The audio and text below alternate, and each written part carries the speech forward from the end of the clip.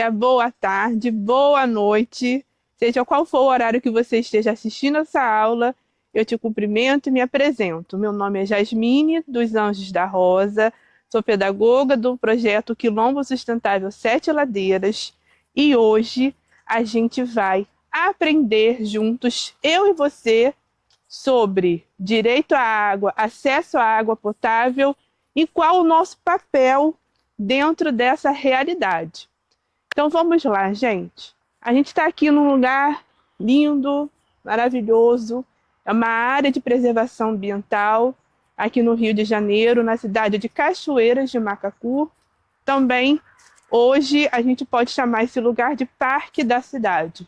Esse parque ele fica dentro de uma área de preservação ambiental. Através dessa aula, você vai conhecer um pouco mais esse lugar e vai entender também por que a gente escolheu esse local para poder falar com você sobre o acesso à água potável. Eu estou aqui, vocês estão aí, nós estamos num país chamado Brasil, que se localiza no planeta Terra, que é enorme, que é gigante. Vamos pensar que no planeta Terra nós temos de 35 a 40 bilhões de pessoas. Nós fazemos parte desse grande grupo. E dentro desse grande grupo nós temos várias responsabilidades. Temos vários direitos e vários deveres. E um dos principais direitos, sobre os quais nós vamos falar hoje e também nas próximas aulas é sobre o acesso à água. Hoje vamos falar especificamente sobre direitos. E como nascem os direitos? Como nascem as leis? Como nascem as estruturas que nos apoiam a ter a garantia desses direitos? Bom, uma das organizações, uma das principais organizações mundiais, que nos auxiliam, que nos orientam a nível mundial a respeito da garantia dos direitos humanos é a ONU.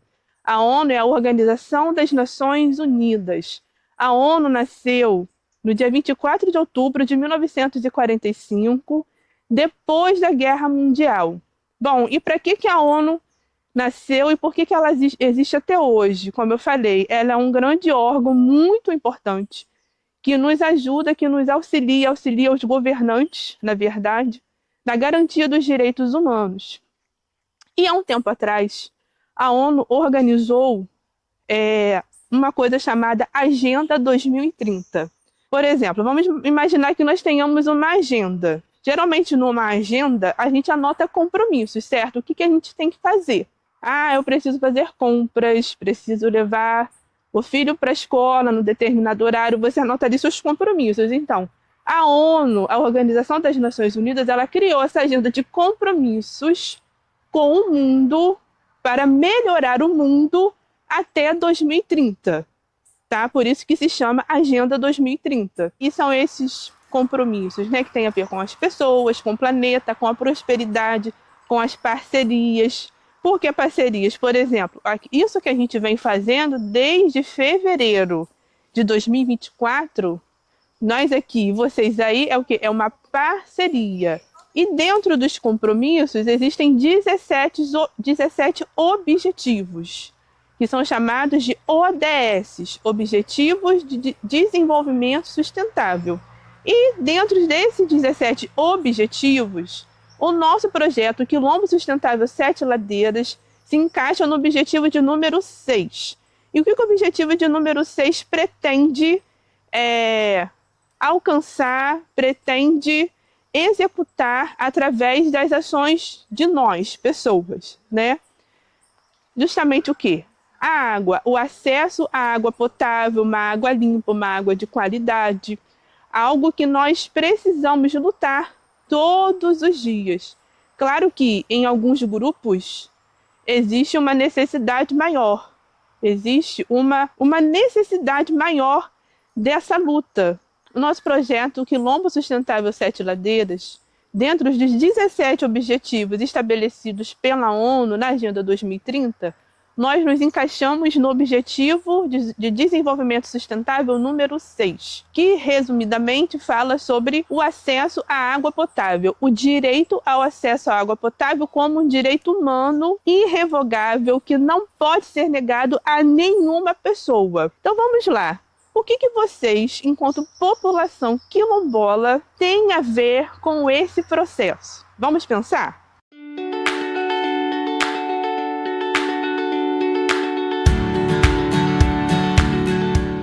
E aí, pensou no seu papel enquanto quilombola dentro desse processo de preservação da natureza, de direito ao acesso à água potável? E aí, retornando ao que eu falei lá no início, sobre esse lugar que hoje a gente está aqui falando com vocês, né? Um lugar onde a gente vê uma natureza preservada, não à toa, é chamado de área de preservação ambiental. E o que tem a ver essas árvores, essa floresta em pé, essa floresta preservada com acesso à água potável? Tem tudo a ver. Nós vivemos dentro de um ecossistema, ou seja, nós dependemos uns dos outros para a nossa sobrevivência. Eu dependo dessa árvore para sobreviver, você depende, eu dependo da água, da chuva para sobreviver, você depende, eu dependo do vento, eu dependo do ar, você também precisa. Então tudo tem que estar em perfeita harmonia. Só que, infelizmente, o capitalismo, né, a luta, né, pelo capital, há séculos tem vindo antes da luta pelos direitos humanos. Então, a ausência ou enfraquecimento da luta dos direitos humanos tem levado, infelizmente, a humanidade a uma situação que vocês já devem ter ouvido falar bastante na televisão, que se chama emergência climática ou mudança climática. O que significa essa mudança climática, essa emergência climática? Eu vou dar 2 exemplos para vocês. Um exemplo um tanto quanto distante e o outro que foi bem perto de vocês. O primeiro exemplo acho que todo mundo pôde acompanhar o que aconteceu e o que vem acontecendo, né, com o estado do Rio Grande do Sul. O estado inteiro que ficou praticamente todo ele debaixo d'água. Casas soterradas, estabelecimentos comerciais soterrados, pessoas mortas, pessoas desaparecidas por conta de um grandíssimo volume de água que caiu além da conta, além do que a terra poderia suportar.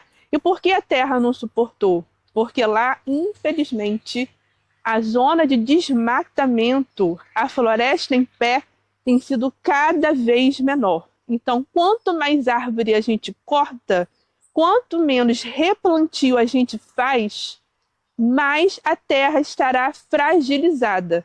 E qual vai ser o segundo exemplo que eu vou dar para vocês? O exemplo do juá, do pé de juá do Quilombo Sete Ladeiras. Vocês lembram do pé de juá? Alguém imagina qual a força que o pé de juá tem? Eu não tenho, eu acredito que vocês também não têm. Mas houve aquela ventania que acabou, né? Que derrubou o pé de juá de vocês. Um pé de juá centenário, né? Que trazia muitas lembranças para vocês. E, sobretudo, ele dava o quê? Sombra, um frescor, um ar fresco. A gente precisa, respirar esse ar fresco para abrir nossos pulmões, para limpar as nossas narinas. Enfim, como eu falei, a gente vive dentro de um ecossistema. Um ecossistema, de forma resumida, é isso. É a relação de dependência que os seres vivos, né, juntamente com a natureza, têm ali juntos para a gente poder ter uma vida de qualidade, uma qualidade de vida.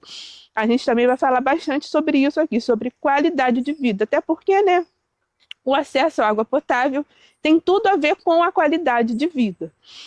Então, já nos encaminhando para o final dessa primeira parte desta aula, eu vou passar para vocês, então, uma tarefa, tá? Que vocês vão fazer junto com a Wanda. Qualquer coisa, quero que vocês entrem em contato com ela, façam junto com ela, né? Deixo aqui também o meu abraço para vocês. Nos encontraremos em outras aulas, mas agora vamos lá para a nossa tarefa. Vocês vão se dividir em 3 grupos iguais, tá? Com a mesma quantidade de pessoas. Cada grupo vai eleger um representante para poder estar gravando um videozinho curto de 1 minuto, tá? Para responder a 3 perguntas. Quais são essas perguntas? O que é ter direitos? Por que eu tenho direito a acesso à água potável? E a última pergunta é: por que devemos lutar pelos nossos direitos?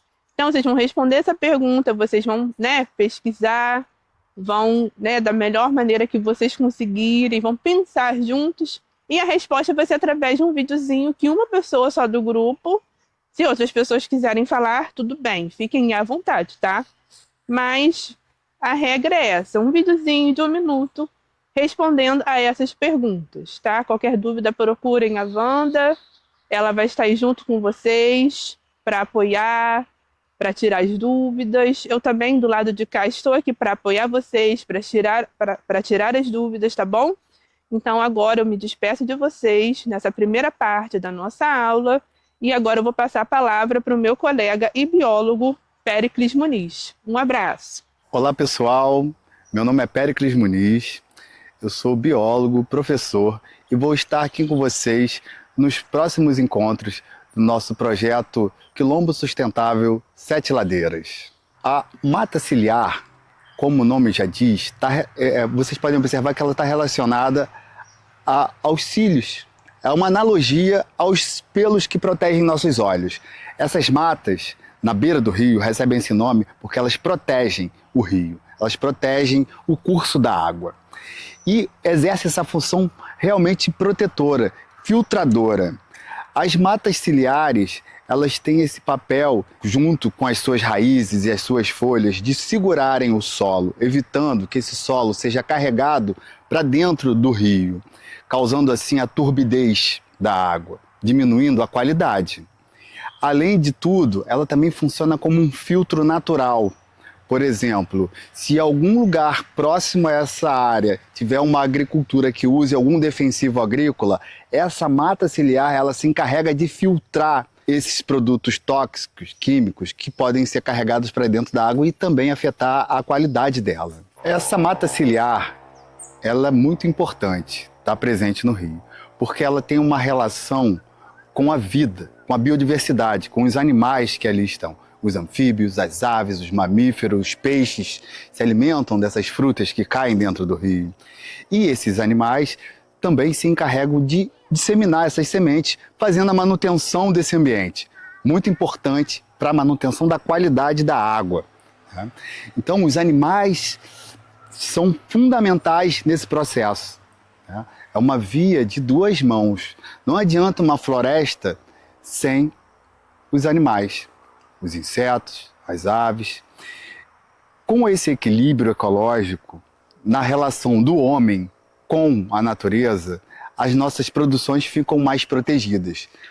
Por exemplo, a temperatura é regulada pela sombra das árvores, evitando assim um superaquecimento das culturas. Muitas pragas são controladas por aves, por aranhas, por outros animais, causando assim a necessidade mínima de intervenção nossa com algum defensivo agrícola, com algum agrotóxico.